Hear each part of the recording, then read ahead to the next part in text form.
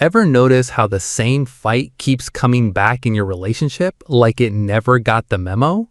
One day it's the dishes, next day it's being late, then suddenly it turns into you never care about me, like the argument just leveled up into emotional chaos. And here's the uncomfortable truth. Most couples are not having multiple problems. They're having one problem in different costumes on repeat for years. It just changes outfits so you don't recognize it. Psychologically, almost every relationship fight falls into three categories. And if you don't see them clearly, you'll stay stuck in the same loop forever. First type, power and control. This is the invisible war over who decides what, whose time matters, whose needs come first, and who has to adjust. That argument about where to go or what to do, it's rarely about the decision. It's about control.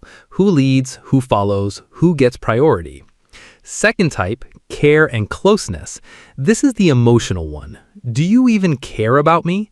When your partner is late, distracted, or distant, your brain doesn't process the action logically. It translates it into emotional meaning. I'm not important. That's why small things feel big. It's not the behavior, it's the perceived loss of connection. Third type, respect and recognition. This is identity level. Do you value me? When someone feels ignored, dismissed, or not appreciated, the fight becomes about worth. And this is where things explode because nobody argues calmly when their value feels questioned.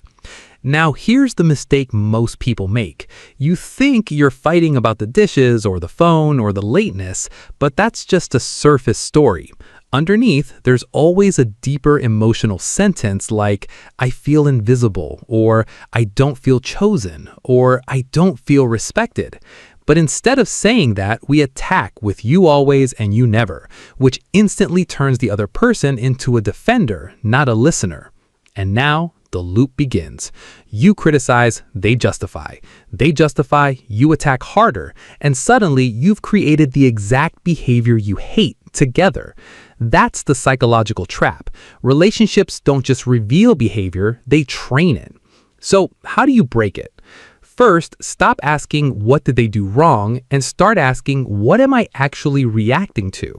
Because your reaction is the real clue, not their action. Second, change the language. Instead of blame, use structure. When you do X in situation Y, I feel Z. For example, when you leave the kitchen messy after I cleaned it, I feel invisible. Now it's not an attack, it's an experience, and experiences can be understood. And finally, interrupt your own pattern. If you always react with anger, try calm. If you always accuse, try clarity. Because the moment you change your response, you break the script. And that's the real secret nobody tells you. Most relationship problems are not solved by saying more. They're solved by reacting differently.